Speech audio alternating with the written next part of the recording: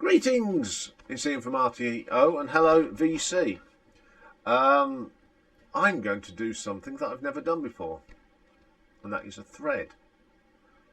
And not say show albums, because I do show albums.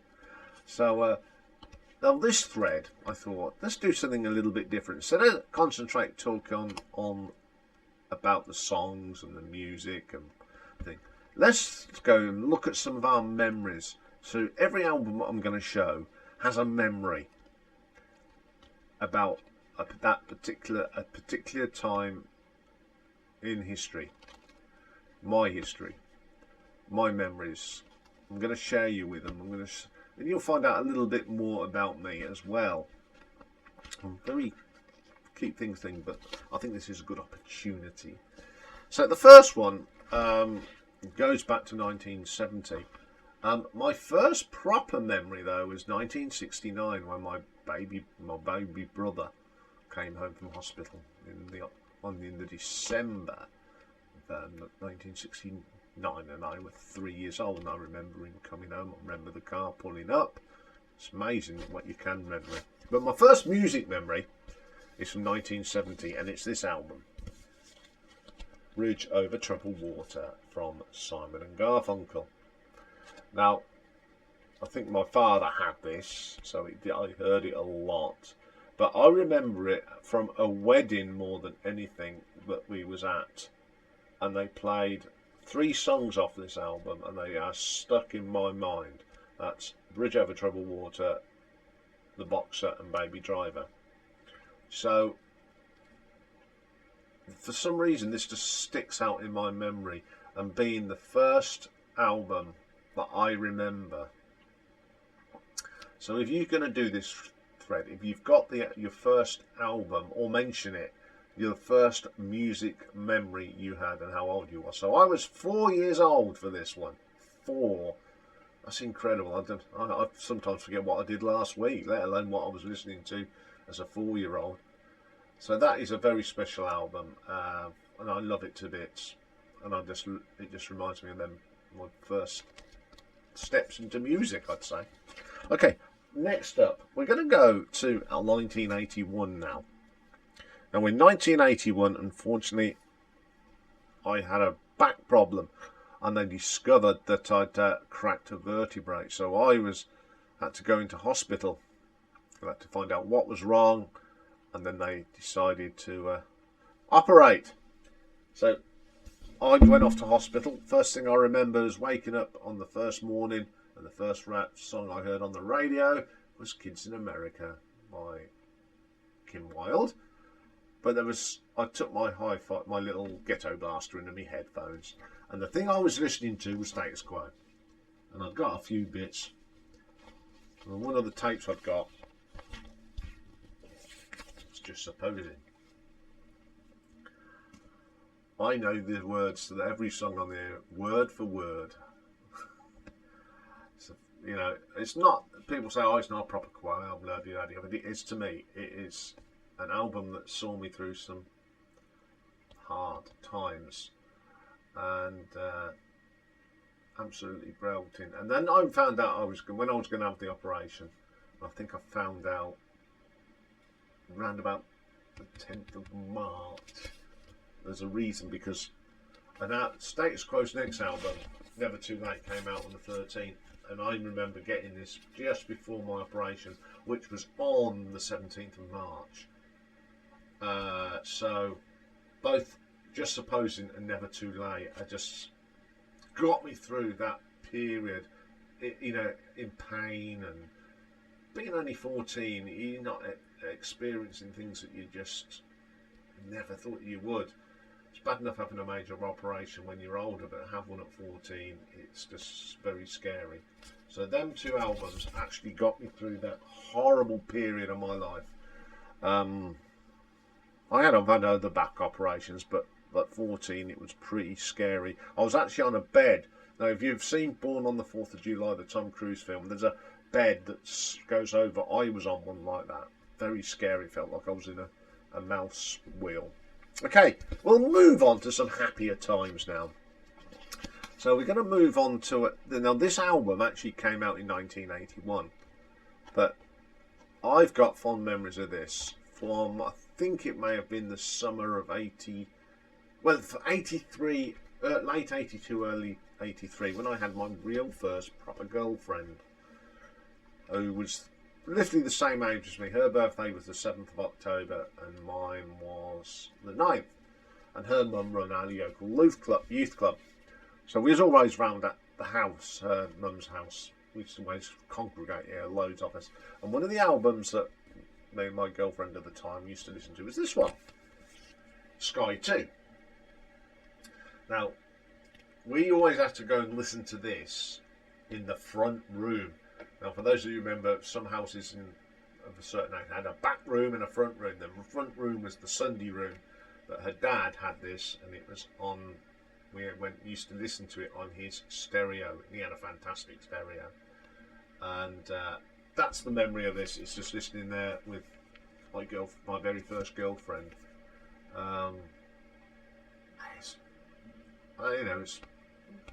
It's just a very good album for me.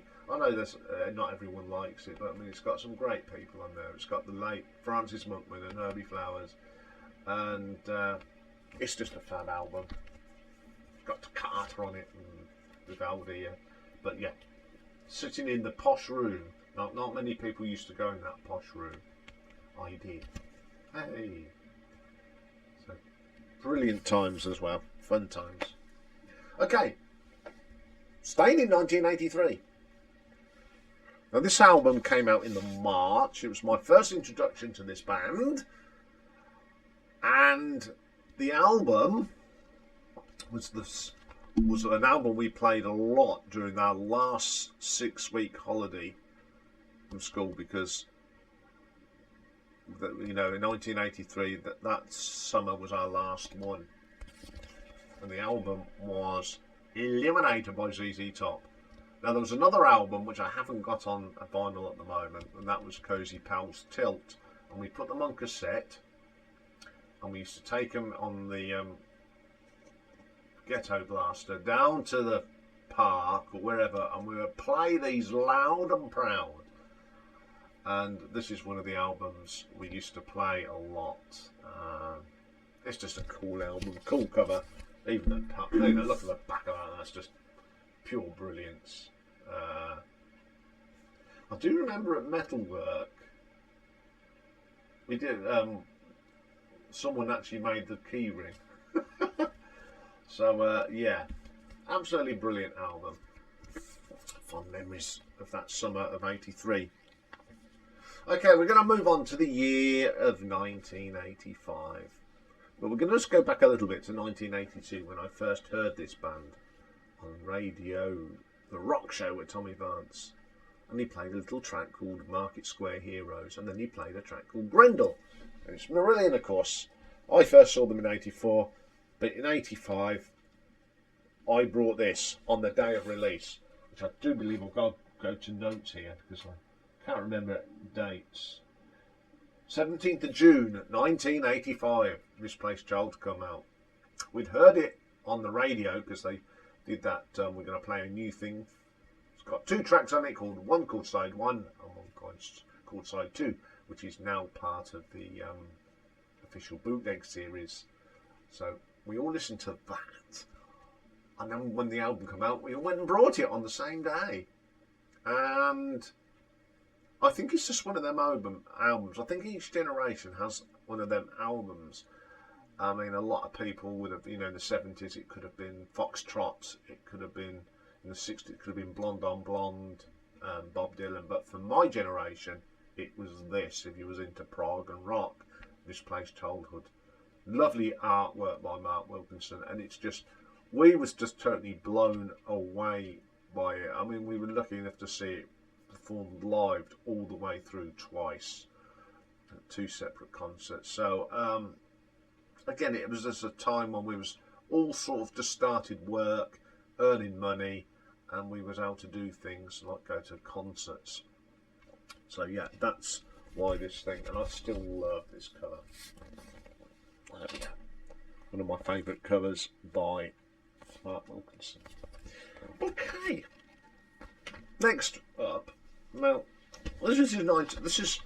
this album came out in 1986, but it all stems back to the summer of 1985. Now, I had a friend that lived in a village near where they held it was a Christian arts festival with music and thing, and he used to get discounted and freebie tickets. So he got a load, and about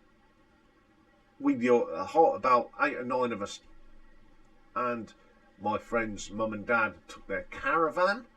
They all sort of mothered us for a week, well, 4 or 5 days, and we had a lot of fun. And we all went over in the back of a vintage lorry, because they were friends with one of the haulage companies in Northampton, and he arranged for us to all go over on the back of this lorry. Couldn't do that now. Health and safety wouldn't allow it, so we was all in the back of this lorry on the flatbed. Very, very fun. I think it was about 1950s, this thing. Brilliant stuff. So that's how we got there. And one of our artists that performed that year was a guy called Steve Taylor. And in 1986, he brought this album out live from this concert. The concert actually was recorded on the 25th of August, which is my other brother's birthday, in 1985. So many memories of that Greenbelt. It was, drinking beer out of pot noodle tubs. It's just the sense of community, and we was listening to Misty Mountain Hop because we're sitting in circles with flowers in the hair and all that. It was just one of the songs of that thing. But this concert, I brought this as soon as it came out because I was there, and there's a little picture there of the crowd. And now and again, if you go there, the field obviously is still there, but it just brings back so many memories of that time. One of the funniest summers I had was 1985. Okay, up next, although this album came out in 1977, second album, we went to see Genesis for the very first time at Wembley Stadium in 1987. And we'd got a handful of albums. We all went out and brought every single album, and we was listening to a lot of live, and this one was constantly on one of my friends' car stereo on the cassette. You'd play it when we used to meet up, all come round my house because we had a second lounge where my hi-fi was, and we'd all sit there and listen to this. Just wonderful. Singing all the words like you do, so it was just a fun time, and that's why this album brings back lots of memories of getting geared up for that very first Genesis concert. Okay, another album that was sort of inspired when we went to see them. When we found out Pink Floyd were reforming, it was the best thing since sliced bread for some of us. And we all went out and brought this, of course. In 1987, momentary lapse of reason. You'd play it for about 3 or 4 weeks constantly, and my phone's just gone off. But in 1988, they announced tour dates at Wembley Stadium, so we got tickets, and so we could enjoy the concert. We was obsessed with playing this. I don't play it very much now. I did have it on the other week just for a bit of... I've forgotten there's some good tracks on this. But yeah, again, it was that time where we wanted to go to the concert and know every song. It was a must for us that we went to a concert and we had to know every song. So we went and brought out every album. So yeah, another fun album. So we come to my last one today, and this is just a very, very special album. I only recently got this again, and this goes back. It came out in 1965, and it's The Seekers and Come Today, and one of my mum's favourite albums. And sadly, my mum passed away in 2003 of cancer. Only 59, so only my age. But this was her favourite album, and it was always on in our house growing up. And even after I left home, my mum would always have it. That's the thing. I brought it on CD for her, and she just loved this album, and I do. And as were most mothers and sons, we had our moments, shouting and generally disagreeing with each other because we were both stubborn as hell. I unfortunately get that trait from my mum.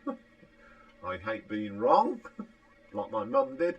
But on the whole, this album is so special to me, and